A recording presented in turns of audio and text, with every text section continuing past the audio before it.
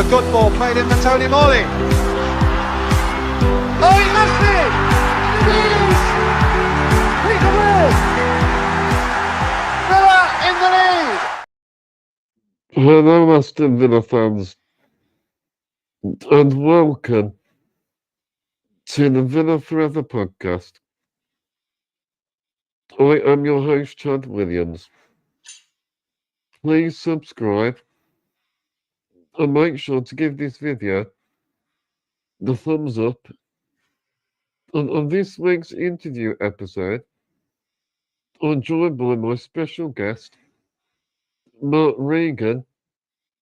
Also, his nickname is known as Regan. He is a commentator for Villa TV, and he was a former commentator on BBC WM. Over the years, Mark has been a brilliant voice for Aston Villa fans, and even some of the BBC WM's die-hard listeners. And it's always great to have voices like that for our football club. Please over the show, Mark. How are you?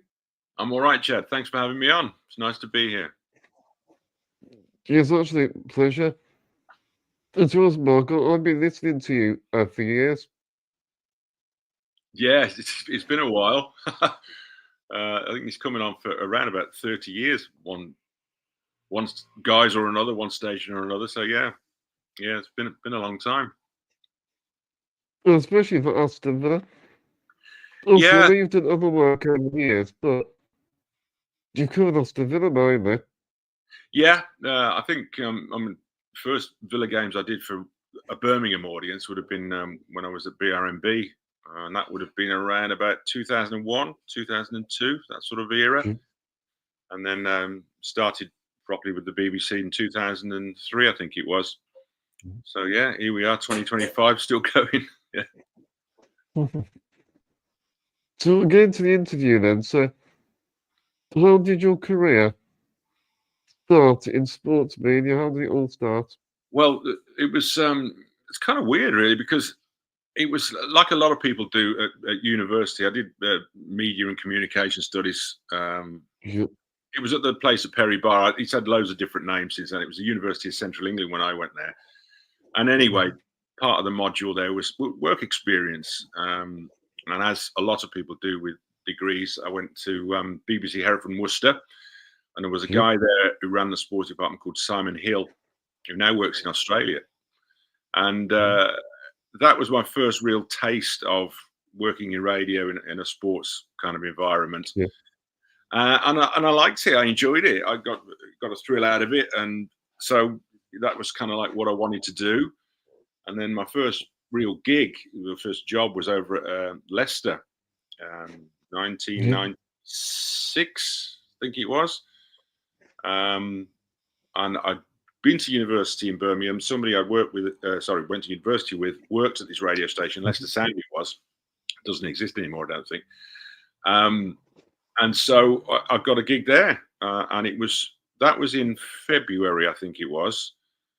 And then it was just after Martin O'Neill had started at Leicester, and just before all the good times had started at Leicester, because they went on to get promoted in the playoffs that year. Then the following year, they won the League Cup with Martin. Then it was into Europe. So I had a real slice of luck, if you like. Well, 1996. I was actually born then, but it's going back 1996. Thank you. I'm really that old. Yeah, so I had a massive slice of luck, really, because I was learning my trade, and also it was covering a successful, vibrant football club at the time. And it was great fun. It was great fun. And I look back, because obviously Martin and my path crossed again when he came to Villa years down the line. So it was just fantastic learning experience, really. And you had a very long career. From where you started, you covered a lot of other teams. Yeah. Including actually Man United.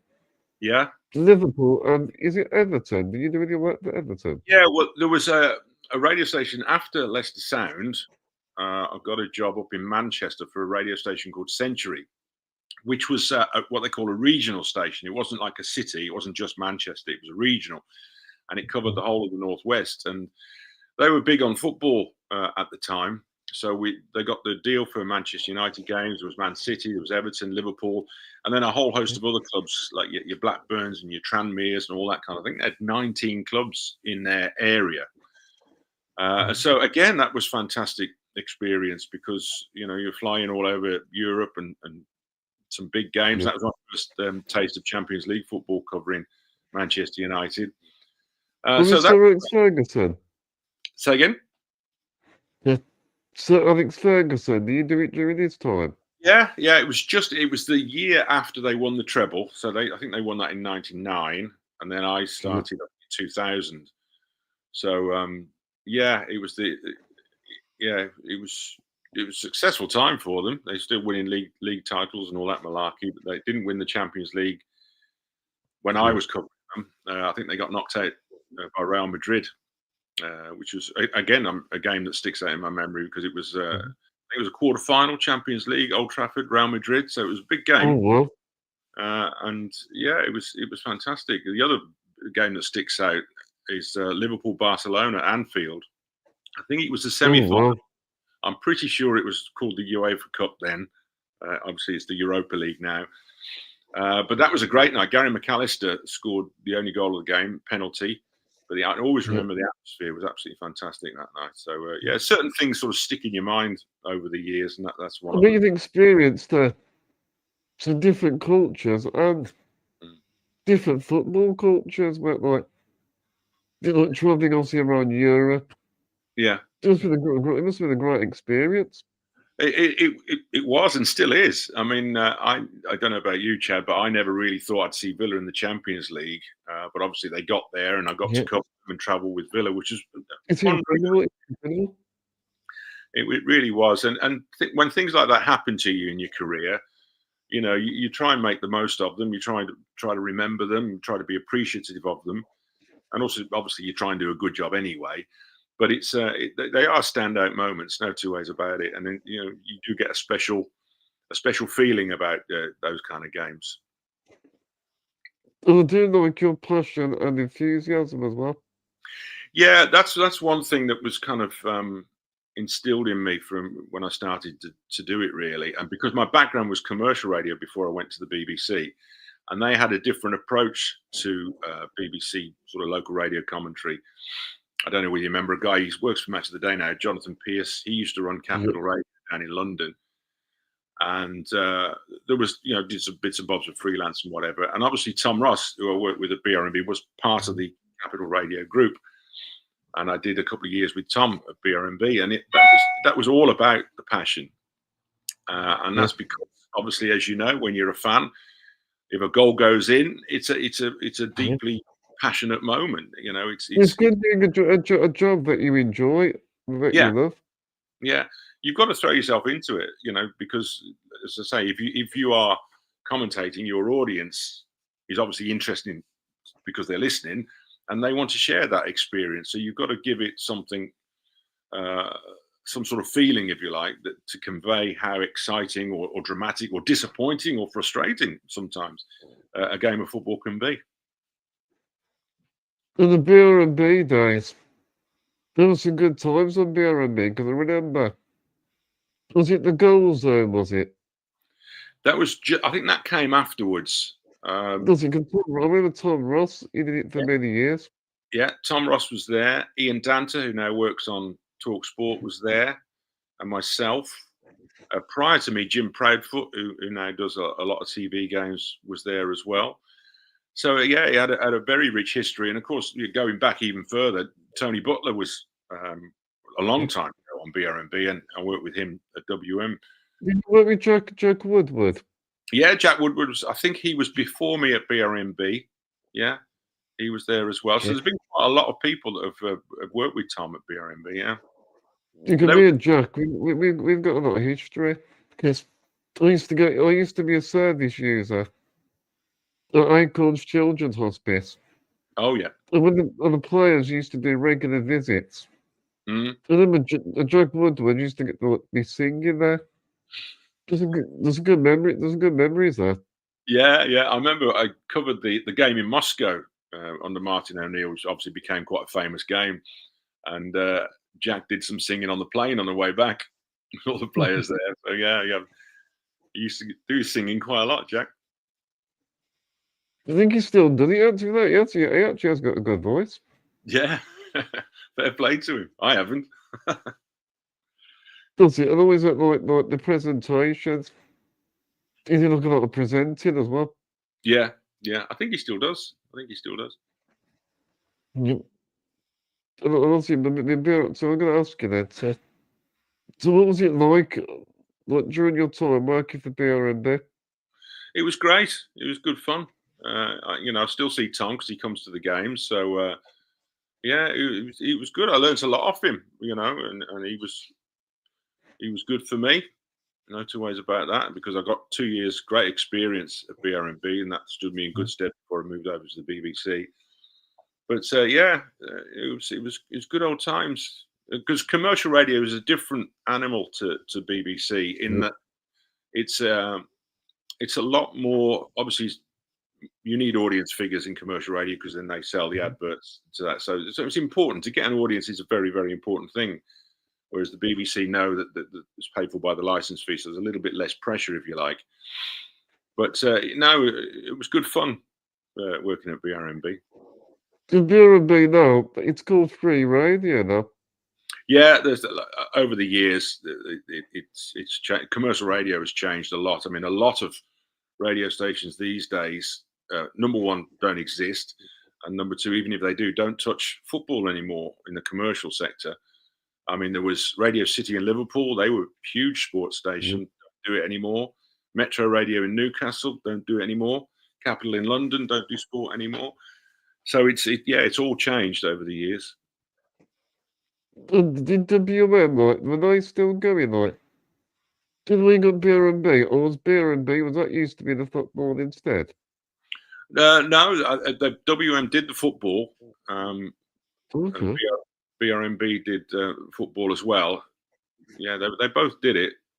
I think there was, going back, I'm trying to remember now, there used to be like exclusive rights sometimes. So BRMB would have exclusive rights. So BBC WM would be covering other games that they had the rights to. But like I say, over the years it changed and everybody got the rights to everything. So yeah, I think they both did.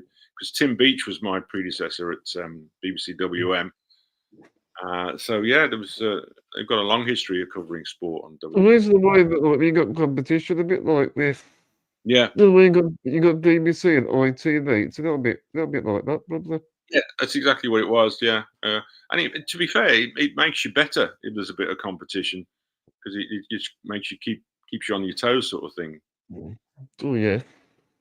So why did you want to work in sports media, journalism and broadcasting?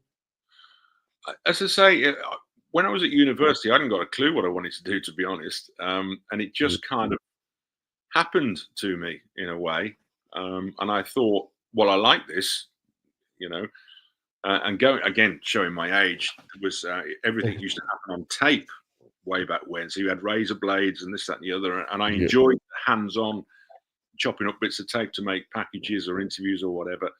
These days, everything's digital, so you don't get your hands dirty, so to speak. But and I just kind of liked it. And obviously, the more you get into it, it's a job that is very varied, shall we say. No 2 weeks are the same, which is great, because I think I've got the kind of personality that would be in a 9-5 office kind of job.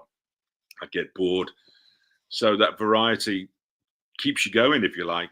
I mean, if you do anything for as long as I have, then there are good days and bad days, etc. But it's generally speaking, the variety keeps you going, and also sports media. It's a big industry, sports media. Yeah, and of course these days with the world of online, you have podcasts like yourself, it's become even more varied than it ever used to be. When I started, it was like if you wanted to know how a game of football was going on, you'd have to listen to the radio, etc. Yeah. These days, club media, like I work for Villa now, have their own outlets as well as Twitter, Facebook, etc., and everything online in between. So there's loads of different sources these days for media output. Yeah, because everything these days is more accessible. Yeah, indeed. Yeah. I mean, everybody can access it anytime. So it's a changing world. It always has been, I suppose. I'm glad I'm not 20-something starting out now, because I don't know where I'd go. Yeah. To be honest with you, because like I said earlier, a lot of the radio stations that used to do sport don't do it anymore. So it's tough to get into. So we're going to talk about your time at BBC WM. How would you describe your time at BBC WM? What was the experience like working there? It was great. We had all sorts of everything, because the one thing that the BBC did was cover different sports, so that you got a chance to have a go at speedway and stuff like that. They were obviously very big on cricket as well, and it was really good. And also there was some sort of one-off experiences, if you like, and particularly in 2006, where I was working with Tony Butler, and we got to go over to Germany. It was the World Cup in Germany. And we went over there and hosted loads of phone-ins from various places around the country. And that was a phenomenal experience. It was just incredible, really, to look back on. And like I said earlier, when things like that happen, you appreciate them. Not only because I was working with a bona fide radio legend in Tony Butler, who was fantastic to work with. And then just got to go around Germany, and it was boiling hot. It's a unique idea. It's something different to experience. Yeah, absolutely. And it's something I've not done since, that I didn't do before. So it was fantastic. It really was. So you got things like that to do when I was at the BBC. So it was good fun. It was good fun. I mean, you made a lot of memories. You made a lot of friends over the years. Yeah. Well, you do. Like I say, if you do anything for any length of time, your face gets around, and people sort of recognise you, remember you, and whatever. But it was good fun. And obviously, I spent a lot of time with Francie as well, who's also left WM these days. But he did it before, does he? Did? Yes, that's right. Yeah, well, Francie did it for years. He was there before I started, so he did it for a good old while, as well as his drive time show. He did the sport and the phone in as well. So yeah, it was. Listen, it was just brilliant fun. Like I said earlier, you get good days and bad days, and there are tough times, but you keep going, you get through those, and you enjoy it. And it was great fun. And at the end of the day, Chad, there are worse ways to earn a living than watching a game of football. So it's you always appreciate it, and I think that goes from nearly everybody that I've met in the industry. That everybody enjoys it and is passionate about it and wants it to be good. Whatever the end result is, everybody starts off from that premise: is they want to do it and they enjoy it. That's why I enjoy doing my podcast. Yeah, I'm meeting like new people. It gives me a purpose. It keeps me motivated. Yeah, and it's good. And when it comes off, and it's a good, it's a nice feeling. And like any job, like you do one podcast and it might be great, and you want to make the next one even better, sort of thing. So it's the same. When you do a commentary game, sometimes you have bad games. That's just the way it is. Of course, and it's horrible. It's a horrible feeling because yourself when you've had a good game or a bad game, and the feeling when you've not quite been as good as you'd want it to be. I think it's easier to talk about a game when you're winning, because when you're losing, it's a bit like people that do these articles. Yeah, it's always easy to talk about the good moments than the bad moments. Yeah, it's always more enjoyable to cover a team that's winning games of football than not.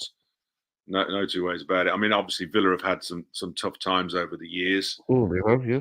And as I mentioned earlier, I didn't think that Villa would be in the Champions League because there were some really bad times. I saw them get stuffed up at Wigan. Do you think about the Championship days? Yeah. And it is amazing how far Villa have come since those days that were not that long ago. It's But, remarkable, really. Yeah. Yeah, it's phenomenal, and I think that generally speaking, the fans that I meet and talk to are more appreciative of the good times now because they were there. When half of Villa Park was closed down under the Dr. Tony Sharp sort of era for the home games, they didn't have the whole ground open, so there were some tough times. And sometimes if you cover a side and they're not doing very well, turn up, get beat, go home, turn up, get beat, go home. It's hard work because, like I said earlier, you've got to convey a certain set of emotions, and if the audience, i.e. Villa fans, are angry, frustrated, then you have to convey that in the commentary sometimes. Well, as an Aston Villa fan, I sort of know how it feels to be like rock bottom. And so for the Championship, obviously the Champions League. So during my time being a Villa fan, also a lot of ups and downs. I mean, I'm supporting Villa. But I don't seem to get older since the Martin O'Neill era. Yeah. And since then, also a lot of different times. Yeah. Well, the O'Neill era was quite successful, I thought. There's 3 top 6 finishes, wasn't it? There was a cup final, cup semi-finals, and all that malarkey. And then, unfortunately, as you know, it went sour. And from that moment, it took Villa a long time to sort of recover from that, really, including the various changes of ownership. So, it was that was a little taster, as it turns out, of what was to come. The Royals always give credit to Dean Smith, I do as well. Yeah. Well, Dean, I dealt with Dean when he was at Walsall, and he was always fantastic to deal with. And I was really, really pleased when he got the job at Villa because I knew that he was a Villa boy. And obviously his dad worked at the club as well. So, and for him to come in at a fairly turbulent time, settle everything down, and went on that fantastic run of wins into the playoffs. And unbeaten, was it? Was it like 10 games or something? I want to say 13. I might be wrong. I might be 13, wrong. 13, might be more, yeah, something like that, yeah.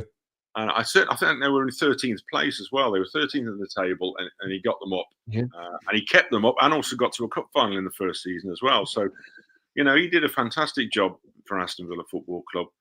And I know he's over in the States at the moment, but as and when he returns to Villa as maybe a visiting manager or whatever, or under whatever guise, he'd always get a fantastic welcome. Because I think Dean Smith, he did what he could.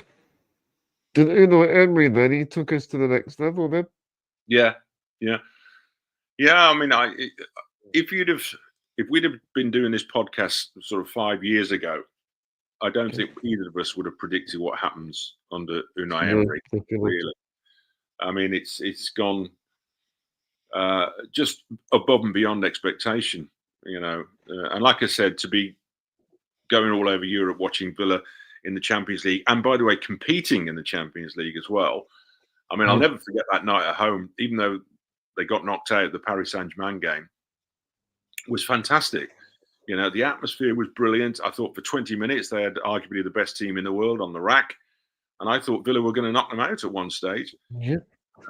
But it was, and also the night when Bayern Munich, came to town. That was a fantastic night. So I was there because I didn't know it was meant to be. Because the same scoreline as it was in '82. Yeah. Well, the fact that was the first Champions League game, I know the competition had a different name since at Villa Park, it had to be Bayern Munich, so there was a script written, if you like. And obviously, with Duran's goal, it was fantastic. Another great atmosphere, by the way. Since being in Europe, as a fan, I made some great memories. Because I was there at a few of the Champions League games last season. And the atmosphere, it gave me the goosebumps, especially the PSG game as well. Yeah. I've always thought that Villa under the lights midweek was always got something special about it anyway. But for those nights, the atmosphere, the Champions League, the anthem ringing out around Villa Park was spine tingling. And the games, by and large, were really good. But like I said, the two that stick out for me are the Bayern Munich game and the Paris Saint-Germain game. Even though the PSG game ended in obviously disappointment because they were knocked out, but it was a game that will be talked about for a very, very long time. Well, PSG, when I got out that stadium at Villa Park, all fans will come out proud. They were all proud. Yeah, yeah. Well, like I say, I mean, PSG obviously went on to win the competition anyway, and are widely regarded as one of the best teams in the world, if not the best team in the world. For 20 odd minutes in that second half, they couldn't live with Aston Villa, and I really thought once Contra got the goal, I thought Villa were going to go on and at least force it into extra time, sort of thing. But it was it was brilliant. The stadium was shaking. I can still remember it now, and it was a fantastic moment to be there. You remember when Esri Konsa scored that goal? Yeah. Everyone in the stadium was thinking, "Oh, the comeback's on." Yeah, oh, absolutely. Because obviously they took a 2-0 lead, didn't they, on the night? Yeah. And it looked very bleak, but then the comeback happened, and it was brilliant. It was just fantastic. Really, really good to see. But like I say, it ended in disappointment in that they were knocked out, but they still got to the quarterfinals of the Champions League and were Great not the achievement. eventual winners. So And also, I actually missed the Champions League. Maybe next season. you never know. You never know. I mean, the Europa Well, League. you win the Europa League, yeah, you get it in that way. That's right. Yeah. That's it. Yeah. I mean, obviously, it starts this month, the Europa League, so that's going to be another exciting campaign. And Yeah, I'm going to a few of the games. I'm up to I'm going to go to a few of them. yeah, good. And I think it will be. I mean, it might not be the Champions League, okay, but it is, like you say, it's a chance to get back into the Champions League. So I think it's going to be an exciting campaign. And I know some of the Villa fans are already booked their hotels and their flights, etc. And they'll have a great time. Oh yeah. Going back to what you told at BBC WM. Do you think covering Aston Villa, was it since the David O'Leary time, was it? Yeah, he was more or less the first Villa manager that I started when I was at WM that I dealt with. Yeah, so there was he was the first one. Yeah. Yeah. Just because then we sort of struggled then. Over the Yeah. years, then we got a bit better after that, I think. But, yeah. Yeah. I mean, it's all lost in the midst of time now. But I can't remember the O'Leary era as being anything significant. Really happening. With Pablo Angel. You've got me there, Chad. I can't remember. Well, I can't remember. The only thing I can remember from the David O'Leary era was Lee Bowyer and Kieran Dyer fighting at Newcastle. Oh yeah, I remember that. Was that when you moments of Commentator? Yeah. I was a big scrap. Because, well, I think they'd already had a guy sent off Newcastle. I think they finished the game with about 9 men or something like that, maybe even 8. But yeah, it was bizarre. I was up there with Frank C.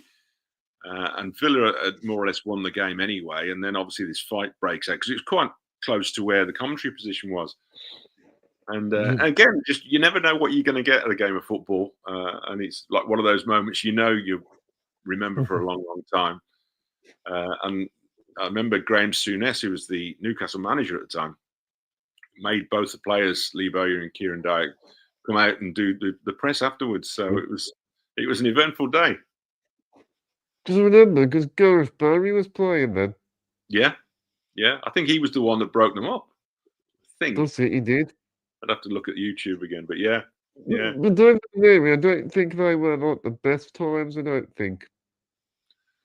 Yeah, like I say, I mean, there were several Villa managers, I think, that had the job at difficult times. I mean, Doug Ellis was still the owner, chief executive at the time of David O'Leary. And then there are other managers later down the line, I think Paul Lambert and Alex McLeish, that were given jobs that, I don't know, it's difficult to describe really, because obviously Randy Lerner had decided that he effectively, wanted to pull up the financial drawbridge, if you like. So Villa were never going to be competing at the top end. This is post O'Neill, wasn't it? So I think those managers, their brief was trying to sort of keep us in the Premier League and not much else really, unfortunately. But obviously, they can only take us so far. Yeah, so I mean, fans' expectations were more than that. Villa fans wanted to be up towards the top of the table. They wanted to be. Wasn't Steven Gerrard? for those difficult times. Yeah. Yeah. So, but I think that Alex McLeish and Paul Lambert, by and large, did a good job for Aston Villa because, by and large, they did keep them in the Premier League. Yes. You know, so it's but they weren't glamorous times. They weren't good times for the football club. But obviously, as we've already spoken about, there have been some pretty bad times as well. The thing is, over the years, during your covering Aston Villa, just had some different managers come and go. Yeah, yeah. Well, that's football, isn't it? I mean, I don't know what's the average life expectancy of a manager these days, about 18 months or something like that. So, yeah, they don't tend to stay in the jobs very long for one reason or another, unless there's massive success. But yeah, I'd have to sit down and work out how many Villa managers I've had over the years dealt Well, with. Jim Steve Bruce. Yeah. The cabbage. Well, weirdly, I wasn't there at that game because I booked a holiday or whatever it was. Was it Preston, that game? Yeah, that's it, yeah. And so I missed that. I missed that game. But I do remember the build-up to it. Unfortunately for Steve, it didn't work for him at Villa. And again, that was one of those managers. I've got a lot of time for Steve. He was brilliant to deal with. Yeah. But he had a tough job because there Oh, wasn't yeah. a lot of money around at the time. And like I said, the expectations were, let's get back into the Premier League and let's start competing. But it was some tough old times, and it just didn't work for Steve. Well, in the season, when we lost in the playoff final against Fulham, when it 1-0. But the thing is, I think that season it wasn't meant to be. Then obviously the year after we did it. Yeah, that was a massive moment in the club's recent history. That because obviously they lost the playoff final, but then it was in between the change of the ownership, wasn't it? And there were some tax problems and this and that and the other. With Evans and Nassif Suarez, that's it. Yeah. So it was, had they have won that playoff, the first one, I'm not so sure we'd be here today. You know, it sounds a weird thing to say. Well, I do think things happen for a reason, definitely.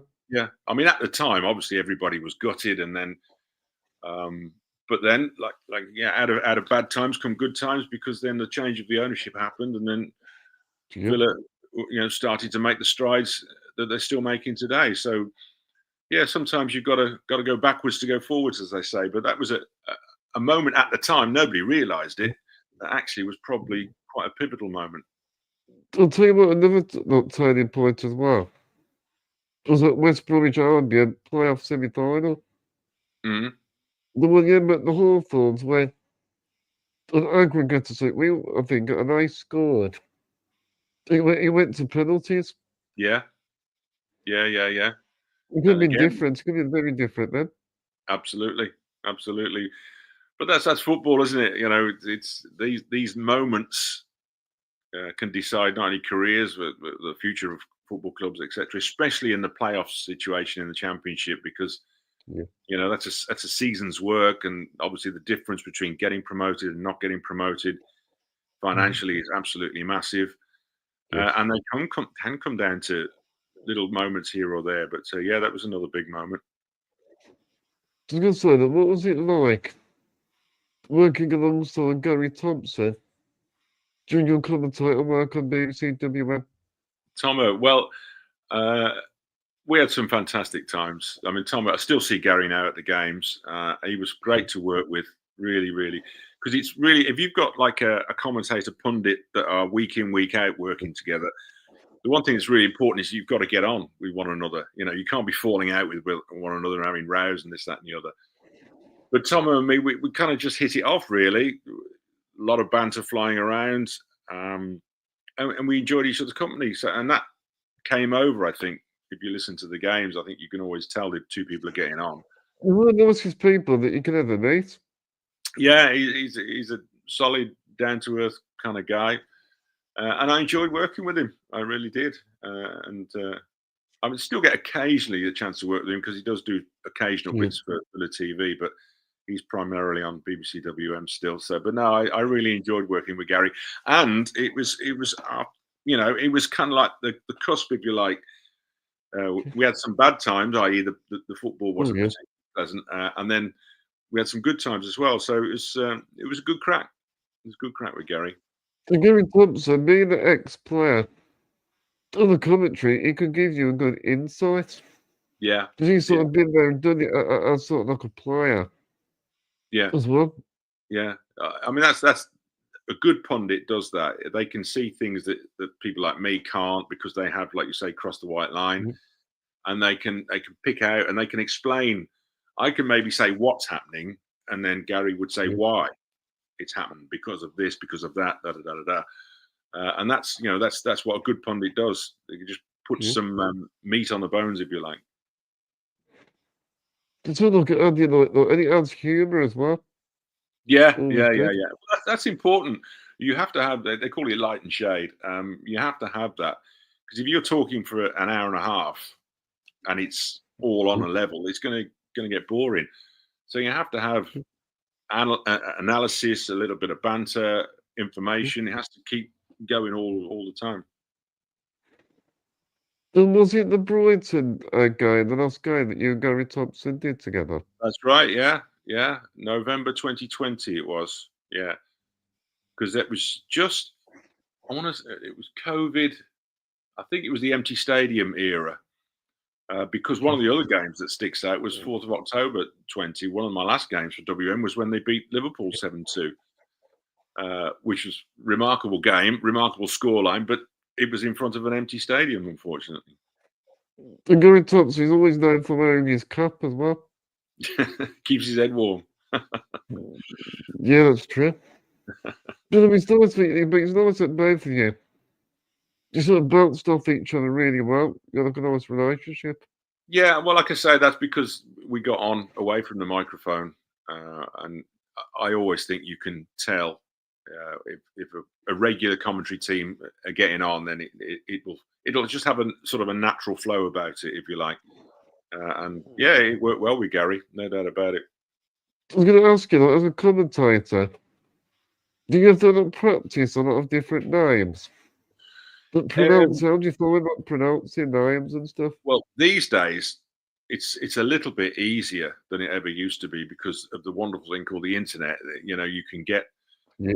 you can find out how to pronounce, especially some like European names, can be a bit tricky because I don't speak any foreign languages, Yeah. but some of the names can be a bit of a problem. But and even then, if you get a name with a lot of syllables in, and you have to talk quickly because maybe something exciting's happened, you can still get tripped up by them, you know. But it's just like I said earlier, you can only do your best, and you do all your preparation, this, that, and the other, and you want it to go well. Do you get like a team sheet? Yeah. Team Normally you get them. I mean, the teams are announced a little bit earlier these days, and you get the team sheet come through normally about an hour before kickoff.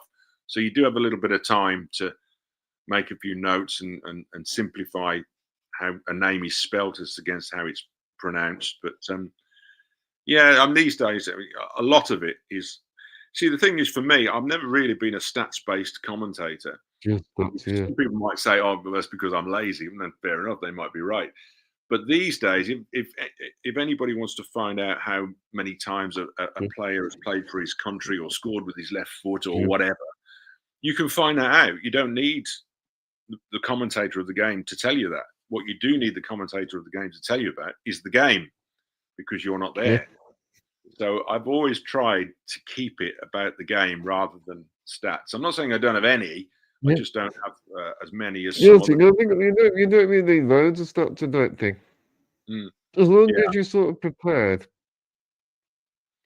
Yeah, I mean, there are always going to be things that crop up, like when Ollie Watkins scored the goal that made him the top Premier League scorer for Aston Villa. So there's things like that that are always going to be going on. Or if somebody's going to make 500 appearances for the club, you know, it's worth acknowledging. It's worth that level of preparation, if you like. But above and beyond that, I wouldn't go into forensic depth like a lot of other people do. And fair play, everybody's got their own way of doing it. Yeah. So what was your favourite moment covering Aston Villa and WM? Well, I was thinking about this, and it's really tough. any one single moment. Obviously, when they got promoted at Wembley, that was a big moment.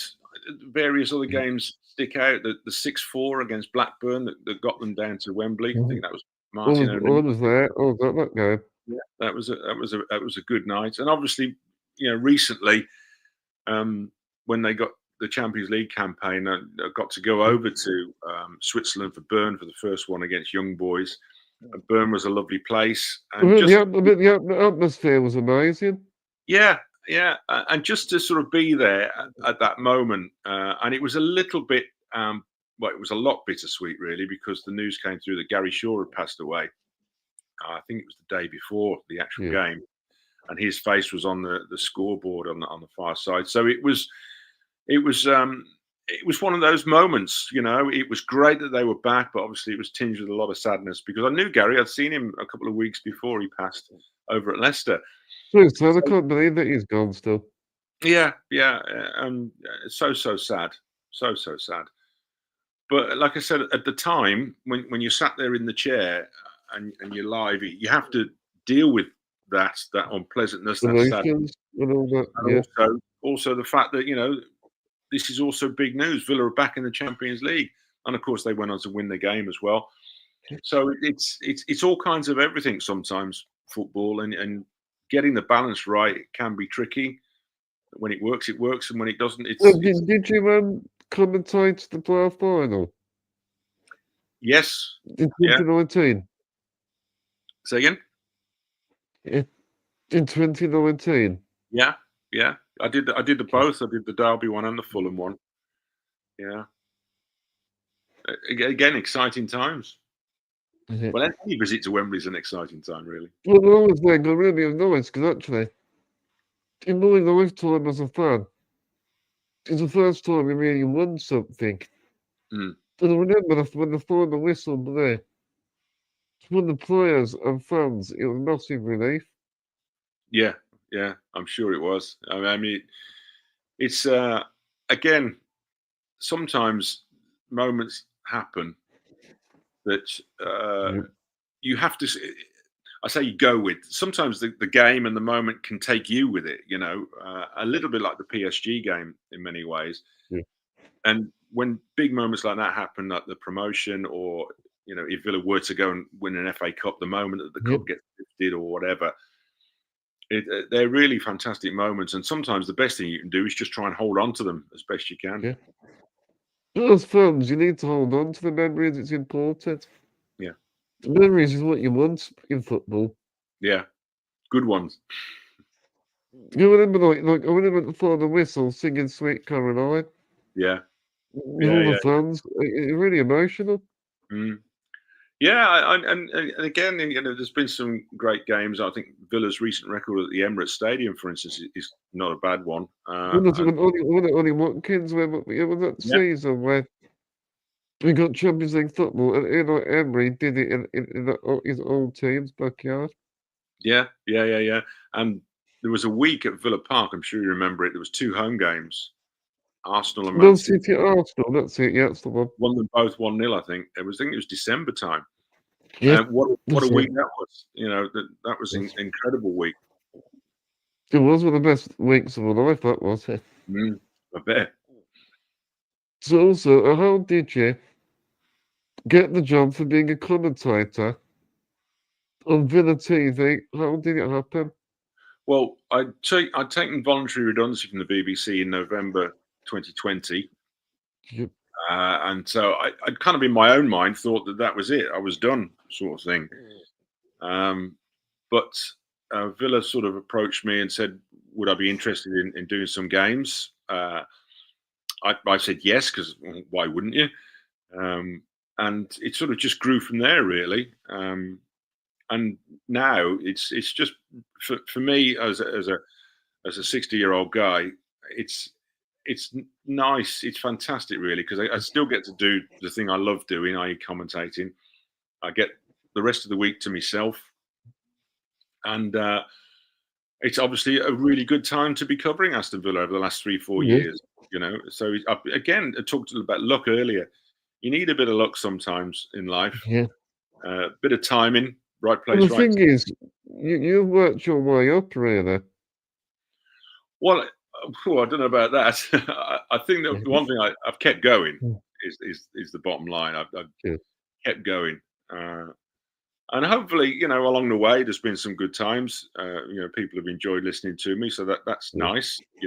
This in the modern world, because of Twitter and etc. You get criticised from time to time, which is unfortunately par for the course. But across the years, if you like, I'm just delighted that I can sort of, now that I'm getting on a little bit, look back and pick out memories and people across the years and the decades that, yeah, that was pretty good. That was pretty good. It's nice that people remember you. I think your voice is iconic on the radio. Well, thank you. That's very nice of you. But it's nice when people do, because that's, okay. You're not doing it for any kind of fame or fortune, because it's not Yeah. not the best paid job in the world, but it's not the worst paid job in the world. I'm not moaning about it. Yeah. But if people do remember you or appreciate you, then that's really nice. Just like any walk of life, I suppose. Everybody likes to hear nice things. But again, you just go into every game wanting it to be good. Sometimes it Yeah. isn't. You've had some iconic commentary moments over the years. So we'll talk to you about the Alan Hudson goal The Hutton goal, yeah. against Birmingham City in 2018. So can you talk me through the commentary? What was going through your mind? Well, again, because it's a derby, there is an immediate sort of context to Aston Villa taking on Birmingham City because of the rivalry. So, Oh, yeah.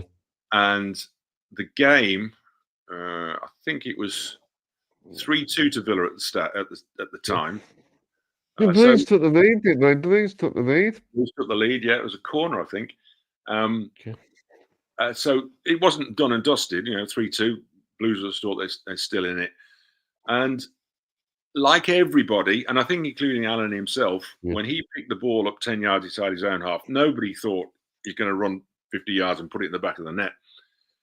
And he was kind of like, if I can judge, I was behind him. He was running diagonally away from me towards the Holt end. And so he was, like I say, he's running, and it just felt like he was in a straight line running towards the Holt end. And I thought either somebody would foul him or he pass it off or whatever. But then, of course, he just kept going and he kept going and he kept going. It was a little bit like Forrest Gump, I suppose, in many ways. The whole stadium was shots. Yeah. No one could believe it. And then, obviously, he puts the ball in the back of the net and the whole place went crazy. But he'd done something similar at Hull earlier in the season. He'd made a good run because, obviously, the Scottish Cafu nickname came about for him. So, so he slotted it in and off he went in the celebrations. And it was I think it'll be a goal that he's remembered for a very, very long time. Alan Hudson, he was really popular with the fans. He was a real crowd pleaser, I thought. Yeah. Well, he always guided his all. Yeah. And that's all fans really want, isn't it? They want to see, however much ability you have or have not, if you give your everything for the football club, then fans will 9 times out of 10 love you for it. And no, forget that goal. And also, you did excellent commentary as well for that goal. Yeah, it's becoming, because that was the halfway to Mosley moment. So it's again, I don't know where that came from. I don't know. Tomo was laughing at me. He sat beside me, giggling his head off at the time. So again, we mentioned it 2 or 3 times that sometimes these little moments happen. Like from Kieran Dyer and Lee Bowyer fighting to Alan Hutton scoring that goal, to last-minute winners, last-minute losers, etc. And you just got to. You've seen a lot of local derbies. Yeah. Well, I was there when Jack Grealish got punched as well at St Andrews. But there's been a lot of Blues Villa games that really have not been entertaining at all. I think some of them, particularly the early kickoff ones. I think there was one game that kicked off at 11:30 in the morning. It was really early, I think something like that. Yeah, never really got going. So maybe sometimes they just don't live up to the hype. I don't know, but that one did. It'll be interesting to see actually if we play Birmingham City But next season, It could happen. It could happen. do you miss the derbies? Yes and no. I like the big games, like any fan would do. I think commentators get up for big games just as much as players and fans do. But at the same time, there was a tinge of some nastiness about Blues Villa. It's a shame that not be able to spoil it for the people. Yeah, I didn't necessarily like that so much. I prefer it when it's a good game. Villa beating Blues 4-2, and everybody no trouble. And no trouble. So there's goals and there's something to talk about if you like. But yeah, I don't necessarily. I've never been at a game, touch wood, where it's been very, very, very unpleasant. And I don't think I'd want to be really. So maybe a little bit lucky about that. But yeah, I prefer to look back over footballing moments. Well, it is. I think there's banter, but then it's taking it too far. Yeah, it can happen, and it does happen sometimes, particularly with big rivalries. Leeds United, Manchester United, etc. Celtic Rangers. Yeah, it can go a bit too far sometimes. But like I said, as a commentator, you try not to get involved with that. I don't think, like I say, I've ever seen anything too unpleasant on a game of football or at a football stadium. So I'm going to ask you, Mark, what is the best advice you can give a football commentator? You mean a young? You're saying a bit young. You're starting off here. Get as much experience as you can. Like I said earlier, these days there's not so many radio stations that do it as when I started out doing it, so it's harder. But then there are other people that may stream games, and I'm thinking if you end up going, or you want to go to a non-league game, maybe commentate for them. Hospital radio is still going. It's just about getting out there and getting some experience, really, and making mistakes. I still make mistakes today. The thing is, you learn from your mistakes. That's exactly it, and you get experience, and you listen to other commentators, and like I say, you learn from your mistakes, and you'll get better and better and better. But it all comes with experience, and that's the one thing that is priceless, really. The more experience you can get. Do you look up to anybody? I don't look up to anybody. I don't want that to sound arrogant. There are people that I admire. Normally of days gone by, and Peter Jones is because way back when Radio 2 used to do football commentary. Yes. And a guy called Peter Jones was their main commentator. There was a guy called Ian Robertson. I think he was the rugby commentator who commentated when the drop goal went over against Australia. I thought he was a very, very good commentator. And you get your Barry Davises, your John Motsons. David Coleman was a good commentator. So yeah. You also the Martin Tyler. Martin Tyler, yeah. The same thing again. He started off in local radio. A lot of them did. Guy Mowbray, I remember him working up in Newcastle way back when. Steve Wilson, he was at Capital Radio. Darren Fletcher was over at Trent Radio. He does the TNT games now. You got Clive Tilsley? I don't think I've met Clive, to be fair. But yeah, he was another. I think he was at Radio City. I think Clive Tilsley, way back when. So I might be wrong with that. I might have got him wrong. I think he was at Trent as well. Yeah. Okay. So yeah, they've all come through the ranks, and I've stayed where I am. Well, Mark, going towards the end of the podcast. Yeah. I'm going to ask you 2 more questions before we finish. Okay. So do you think us new signings will help the squad?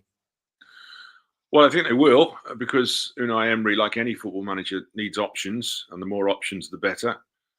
I think it's going to be an interesting month for Aston Villa coming up, because the Europa League campaign gets off and underway. They've got some new faces to bed into the squad. Because and the team. Is it Bologna? Yeah. Of course, they played up last year. Yeah. So I think it's going to be interesting how they use the new faces, and also what effect that has on the shape of the side and who plays where, etc. I mean, obviously, Unai Emery will have a plan in mind of how he wants to utilise his squad. But like I said earlier, it's about options, really. And obviously, you're going to come into the really big. I know we're only 3 games into the season, but from sort of November, December onwards, it gets busy. And so the games will come thick and fast. I think what we're doing, I think we're looking some like creativity, I think. What we need is, I think we need some new ideas. Well, listen, it's 3 games into a 38-game season in the Premier League, and like I say, they haven't started Europa League yet. And in any season, you're going to have a good spell, a dodgy spell. Maybe Villa's dodgy spell has just happened at the start. You know, I wouldn't get too upset about the way things are, and no more than I would get carried away if they'd won all 3 games. You know, 0-0 against Newcastle, tight game. The Brentford game, not a lot of chances in that one. We haven't scored the goal yet, have we? No, but like I say, it's 3 games. You know, so like if they'd won all 3 games 3-0, I wouldn't be getting too carried away, because you know football can give you a slap in the face at any time. But there's plenty of time for things to get made better, improve, etc. Well, I don't think we should panic yet. No, I don't. Well, I hope nobody is. You know, the last few seasons should mean that the football club is fairly strong and settled and able to ride through a disappointing result here or there without it going into crisis mode. So it's just, I would say, one step at a time. I think the next 2 games are tough games, Everton and Sunderland. But let's see where Villa are sort of turn of the year time. Well, I think maybe not a tactical tweak. So might be maybe needed. They might maybe do something different. Maybe. Start to work us out. Yeah, listen, but what I would say is that Villa at the moment have one of the best managers in the world, arguably. And he will know what's required far more than anybody like me, for instance, would. So, you know, it's kind of like a little bit of trust, if you like.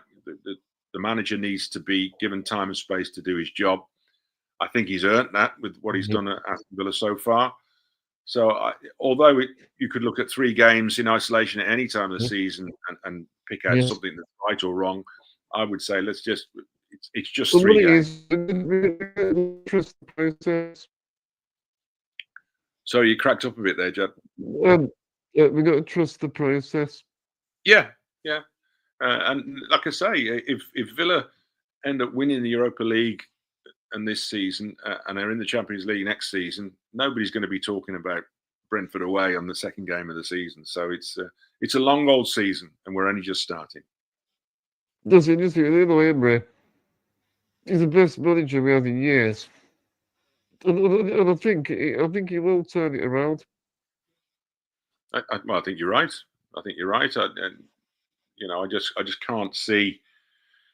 Well, like we mentioned earlier, if you compare where Villa are now to where they were even sort of 4 or 5 years ago, it's night and day.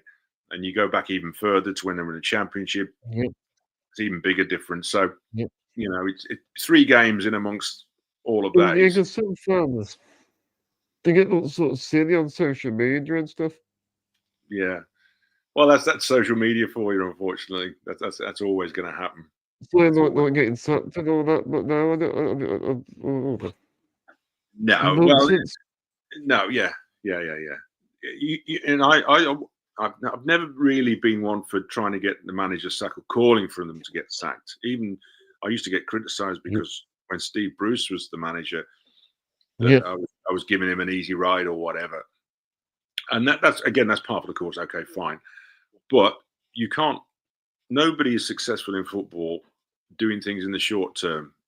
Nobody. All the managers that have won things, your Wengers, your Fergusons, take apart the Leicester City year when they won the Premier League, the Guardiolas, they're all, you know, this is all a carefully thought out operation, if you like. And if you start making short term decisions on 3 games, for instance, then you're never going to get anywhere. Yeah. So, Mark, I'm going to go to the last question. Hmm? So, despite Aston Villa's poor start to the season, we're still about turning it around. But what are your predictions for the season? Oh, predictions, dear me. You know what? I don't know about the Premier League because, like I said, win, lose or draw, it's only 3 games old. I think Sunderland have done some interesting business. I think Everton might be one to watch this year under David Moyes.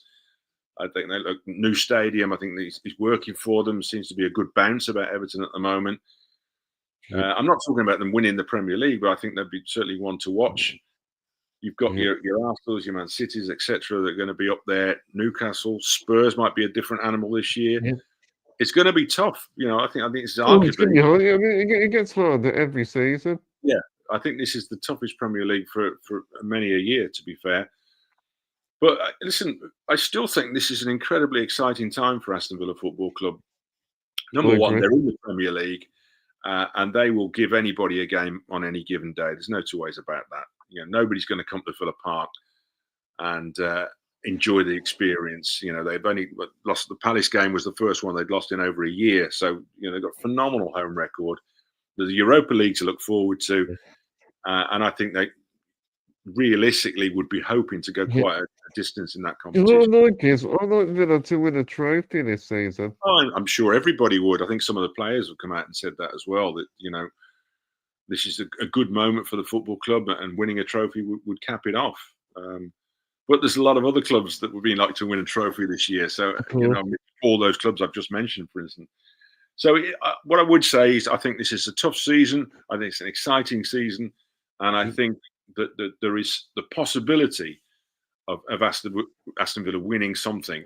Don't ask me specifically what that is, but I think that Villa could not expect, but hope that this could be the year where there's a little bit of silverware on the table. I can feel your positivity, Regan. Yay! Keep smiling. Well, thank you, Mark. You've been a great guest on today's episode. Thank you for inviting me. Thank you very much. Well, thank you everyone for watching. If you've enjoyed this podcast, please remember to make sure to subscribe. Make sure to hit the likes. Smash the likes on this podcast. Make sure to give it a share on your socials. And make sure, if you're listening via audio, to leave us a good review. That always helps. Also, make sure to let me know your thoughts in the comment section. Thank you so much, Mark, for your time. No problem. No problem at all. I'm going to wrap up this episode with Villa forever as always. And up the Villa.